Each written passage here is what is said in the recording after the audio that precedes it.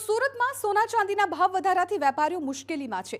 Jewellery એસોસિએશનના હોદ્દેદારો અને વેપારીઓ વચ્ચે બેઠક।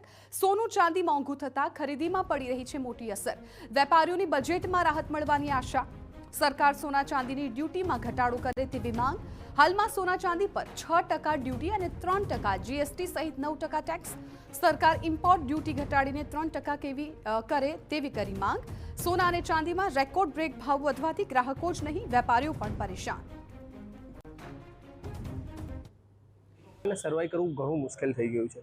એક તો કસ્ટમરોની જે શોરૂમમાં આવવા જોઈએ એટલા કસ્ટમરની આવતા નથી અને પ્લસ કસ્ટમરનું બાઇંગ જે છે એ કેપેસિટી ઘણી ઘટી ગઈ છે। એના માટે હું ખાલી એક સરકારને એટલી અપીલ કરીશ કે કંઈક કસ્ટમર વેપારીઓ માટે કે નાના વેપારીઓ માટે થોડીક રાહતની કંઈક સબસિડી કે કંઈક વેટની અંદર જીએસટીની અંદર કંઈક ઘટાડો કરી શકે તો એક ઇન્ડસ્ટ્રીનું સારું થઈ શકે ખરાની સાથે સાથે। અત્યારે 6% ઇમ્પોર્ટ ડ્યુટી અને 3% જીએસટી છે, ટોટલ 9% રેવન્યુ છે।